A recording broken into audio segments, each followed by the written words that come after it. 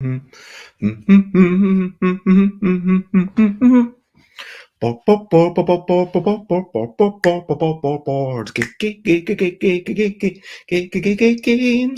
Board games. Teaching games is what I'm talking about.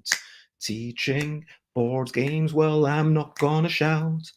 I am starting off this streaming with a little bit of singing, and I guess today I'll let you know how I think that you should demo a board game inside a convention if you ever happen to come across this situation.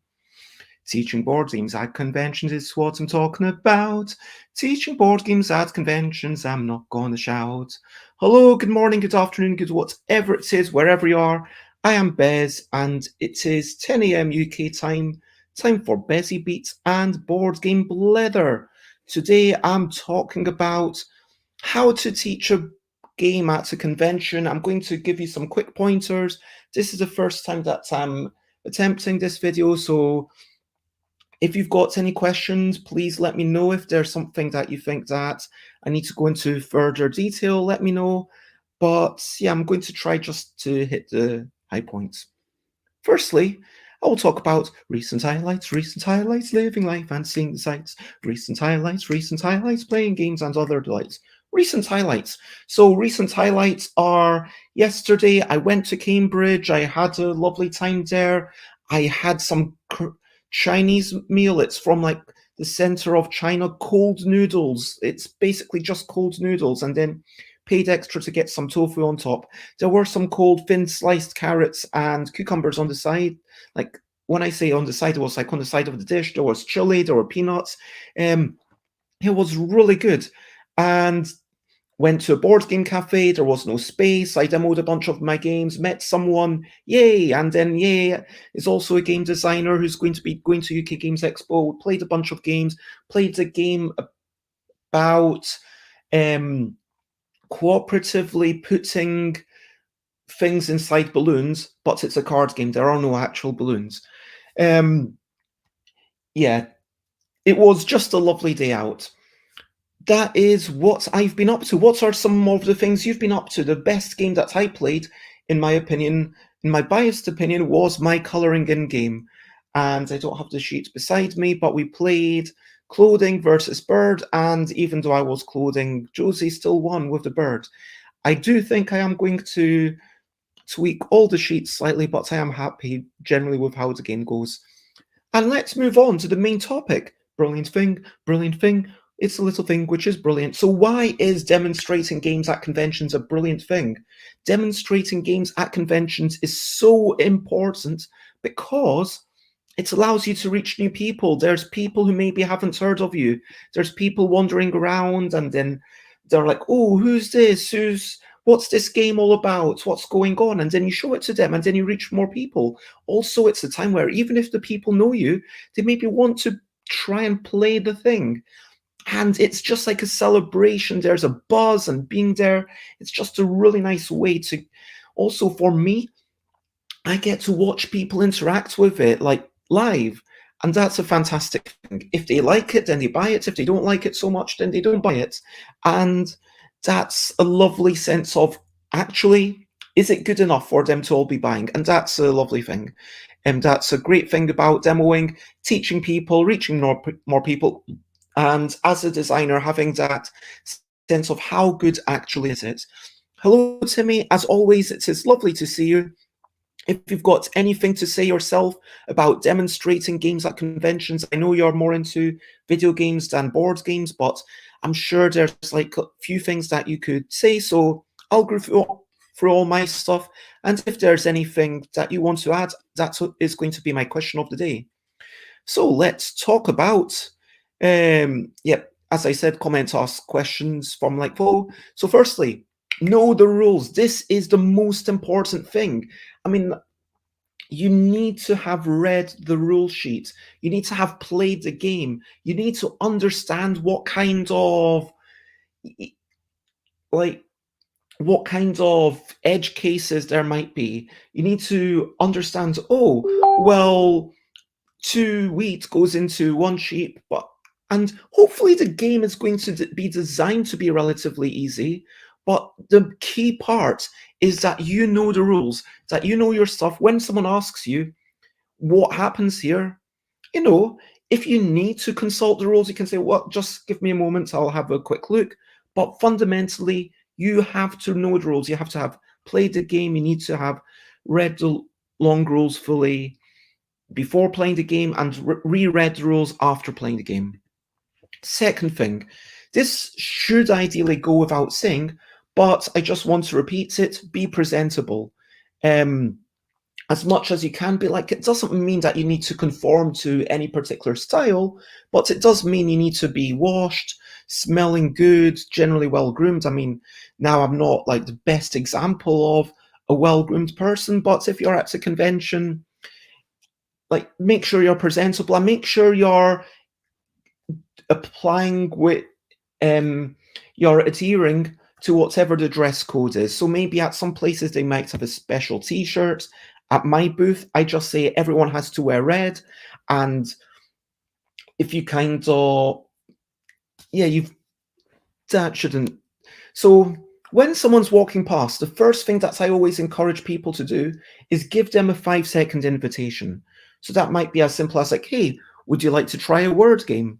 Or would you like a 5-minute demo? Or would you like to play a game about wee whimsical creatures and trying to identify them after someone makes noises? At the end of that, they should have an idea of what they're getting into, and hopefully they say yes. Hopefully you've, thrown the ball and then they've swung the bats and said, yes, I want to receive this ball, or figuratively speaking, maybe they're catching a ball. I don't know what the better metaphor is, but you want to invite them. And if you say, would you like to try a word game? And they say, oh, no, thanks. And then they're like, oh, how about a party game? And they're like, oh, no, thanks. Once you've given like you are allowed to give a second invitation, especially if you've got a variety of styles on the stands like I do. So I've got word games, I've got games about making noises, about compliments, about all sorts of things. And there's like some speed party games. And people might like one of them, but not any of the others. That's perfectly reasonable. So just by having that 5-second invitation, you can ask maybe a couple of times for anyone who's walking past, but more importantly, anyone who slows down, anyone who is maybe pausing to look at the table. If you are playing, you want to say, hey, would you like to join us? Or if they can join mid-game. If they can't, then maybe say, would you like to join in the next game? We're finishing in 2 minutes, whatever it is. So that is the next step. For me, the next step is generally to give a 30-second explanation. And here's where maybe I got my banners in the wrong order. It's important to not only speak and teach them, but also show them visually and let them touch stuff. So ideally, with a game about wee whimsical creatures and trying to identify them after someone makes noises, I would say, okay, what you're doing is you've got some creatures labeled 1, 2, 3, 4, 5, and I would point to these creatures which are along the road. I would say, okay, these cards are numbered 1, 2, 3, 4, 5. And then I would go ahead and make the noise, get them interacting as soon as possible, letting them touch stuff or letting them do stuff. I would, if it's a game about quickly grabbing creatures, that's totally different, and counting your beetroots, I would try to offer them some of the cards to say, hey, would you like to have a look at these? And while some people really like fiddling with cards, and then they're like, oh, okay, I've got a sense of how many creatures there are and how many beetroots there are. And then you say, okay, there's a creature with no eyes, 1 eye, 2 eye, 3 eyes, 2 tentacles, 4 arms, 6 wings. And you go through the things, not only speak, but show them the things. That is the important bit. Speak and show and let them touch or even let them interact, which really marries with the teaching the stuff as you go. So again, for Wibble, I would say, okay, well, here are two cards. There's two letters on each card. Shout a word using a letter from each card. And then I would give a few examples and take a card, flip another card, and then let them have a go. I'd say, can you think of a word before me? At this point, I'm not going to shout a word. I'm going to give them like 5-10 seconds, by which point almost everyone will have thoughts of something. If it really takes them that long, then it's kind of awkward. But teach it as you go. And people are okay with that. At a convention, people aren't expecting to play the game all the way through necessarily. People certainly aren't expecting to try and win the game. So it's good to teach it as you go. And that is why, if you, before you sit down, I would always say, okay, like for a 30-second explanation, I should have probably even put 10 seconds. You know what? I'm going to change this. I'm going to say, give a 15-second explanation. And so I would say, okay, this is Wibble. It's a game about words, speed, and freedom. You're making words, you're trying to be fast, and you're free to use any letters you want. And then I get into the game, I show everything, and important thing is you don't explain everything, but you invite questions. Maybe even deliberately don't explain some stuff. Like for Wibble, when I'm teaching the LDEC games, I would never explain what the numbers mean unless they are imperative to understanding the game. I wouldn't even, for Wibble, explain that the person with the most cards wins. I wouldn't explain what a word is. I wouldn't explain what happens when there's a tie until it happens. But if someone asks a question, I would always say, thank you for the question. Or I would try to thank them for the question. I might even say, oh, that's a great question. Well, this is what's going on. I would never say, oh, I'm about to get to that, because then that makes them feel, oh, I can't ask questions. You want it to be as much of a conversation as possible, as much of a back and forth as possible, because once someone's asked the question, they are invested. And then finally, when he gets into playing, I didn't have this up as a banner, but guide them. I would not worry about winning the games when I'm playing. I would look at them, make sure, okay, you're doing it correctly, you're doing it correctly, you're doing it correctly. And once everyone's doing it correctly, then maybe I would join in at that point. And so, yeah, I'm technically a player, I'm keeping the game going, but I'm not really trying to win. I'm trying to be a guide, and if I can, I don't even play. If some people were to play Kitty Cataclysm, as long as there's 3 of them, I would say, I'm just going to let you play, but I'll hover. Pardon me. Yeah, in the last 2 months, I've started having speech problems. I need to get better. This is not a good sign. But anyway, I would hover over them, and I would say to them, oh, would you like a tip? Oh, would you like a suggestion? Whatever. Or if someone's really struggling, I might say, oh, don't worry, just play any card. But that's the key thing. So at this point, let me ask the question of the day. Question of the day. Here's a little question before we go on our way. So Timmy, I understand you've never been to a convention of any type, but is there anything that you feel like I might have missed? Is there anything that you would like to say about teaching games? And that's my question of the day to everyone who's watching this, my question of the day to everyone who's listening in, to anyone who's, to you watching live, or to anyone watching after the fact. What makes a good teaching for you? If you've ever taught a game, what did I miss? If you've ever had a game taught to you, how do you like your games to be taught? Again, is there anything that I missed that you would like to happen? And that is my question for the day. What is your opinion on games being taught to you? So for now, let me start wrapping up, and over to you. What are you up to? You can share, but only if you want to. Whether it's fun and frivolous or super serious, I am interested. I promise that I care.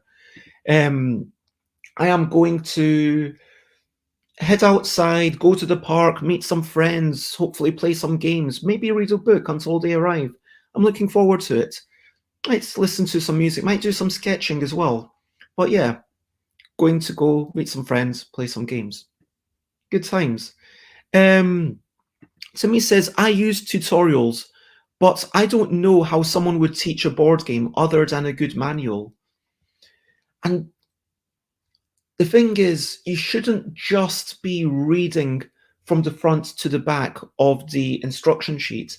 Whilst it's important that you understand the instructions, whilst it's important that you know all the rules to the game, just teaching them from the front to the end isn't usually the best way. I think that especially if you are doing something in person, there's extra stuff to think about. Literally just giving them some cards. Hey, here's some cards. Have a go of them. I've actually got some whimsical creatures. So if I was like, oh yeah, here's a deck, and there's a deck full of wee whimsical creatures, and then I hand it to you, and then you're like, let's look through this, and then maybe you stop looking for a moment, but that's getting you more engaged. Any sort of interaction that you can go, that's good. Um, and again, I am speaking specifically about demoing at conventions. That's when you've got the one-to-one or the not hopefully the 1 to 5 or whatever. So there's one person teaching, 5 people learning, and YouTube videos are great to have. And I get it, like watching a playthrough video is great, and Rodney Smith and Paul Grogan do great stuff. But I do believe that you can do even better stuff when you are um, able to react, when you're able to have a direct conversation with the person. The only problem with learning from a human, I will say this actually, is that people sometimes get embarrassed and they worry about looking foolish. And so when you're learning from a rule book, when you're learning from a video, there's a sense of safety that, okay, I'm not wasting anyone's time. I'm not looking foolish. Even if you don't say these things consciously, it is in almost everyone's mind. And there's that fear of, oh, what if I get something wrong? And so you need to foster, and maybe this is also an important thing to remember, fostering a safe space to get things wrong. If someone gets something wrong, like you might, especially in Wibble, for example, if someone shouts a word that's not valid, like Samsung isn't a actual word in the dictionary, I might say, okay, well, you get that because you shouted the word, and then they feel happy. Then I say, but in future, I didn't explain it properly, but you are only allowed to use words that are generally found in the dictionary. So no names of people or places or companies, you can't have those. And then you've made them feel okay, you've made them feel accepted, like, yeah, they got something wrong, but it's all good. And we're not judging you here for it. I think that is critical. That is the one downside of having that in-person relationship. And so it's important to bear that in mind, to overcome it, to give people that sense of safety. So yeah, that's the end of my chat. Timmy says it's -3 outside in Nova Scotia. I'm glad I am not there. Here it is bare leg weather. So I don't know what degrees it is, but it's about 4. Yep, actually I'm going to look. London weather. It is apparently 18 degrees. So it depends. Like if you're walking around a lot, it's bare leg weather. Otherwise, probably not. Yeah, I might wear some thin leggings, especially if I'm sitting around a bit. Timmy says, I'd like to go to convention. I'd love to see at a convention. Unfortunately, I'm unlikely to be in North America anytime soon. But maybe I mean, yeah, that's the thing about living in such a sparsely populated country. I think that having a tiny island with so many people on it is just, we are really privileged. But I hope you get to go to a convention soon. For now, I will recap and wrap up before I finish up. So, to recap and wrap up, I think the important things are know the rules, really know the rules, be presentable, be washed, and be looking good. And whatever makes you also comfortable in your own skin. Offer a 5-second invitation. Say, hey, do you like cats? Or do you like fast party games? Would you like to try a game about drawing creatures, complimenting the drawings, then complimenting the compliments? And what? And then sometimes that moment of engagement, that's enough. Speak, show, let them touch stuff. Maybe guide them over to a table. Say, this is the game. This is about. It's got 3 phases. You draw a creature using these creature features, and then you spread them out. You let them see it. Then everyone compliments the drawings. Then finally, each artist compliments at least one of the compliments they got, and let them touch it. Like maybe even physically hand them some cards. Teach stuff as you go. Like remind them of each rule just in time. Give a 15-second explanation that probably should have come slightly earlier. Invite questions, and that is the key thing. And hopefully this has been a good lesson. If you ever go to a convention, if you're ever teaching board games, then hopefully that is useful. To me, that sounds really sad. 10 hours drive. Yeah. I don't know, maybe you could partner with some people, like find some people on the internet or in your area. I don't know. But yeah, lots of love. That does sound pretty rough. Anyway, if you want to check out what I'm up to, I'm Stuff by Bez on the Twitter, Instagram, Twitch, YouTube, and you can join my Discord, stuffbybez.com/Discord, and that will redirect you to my Discord channel. Stuffbybez.com/streams tells you about my future streams. Tomorrow, my guest unfortunately had to pull out for a medical appointment. I will possibly be continuing this discussion if there's anything else left to talk about. Tuesday, maybe chatting and meeting Chloe. Wednesday, meeting up with Jess Medringham, discussing UK Games Expo and what we've been up to, having a catch up with stuff. Then Thursday, Friday, Saturday, Sunday, I will be generally focusing on the Herefordshire Board Gamer Convention, and I'll give you a quick, tiny tour on the Friday, Saturday, Sunday.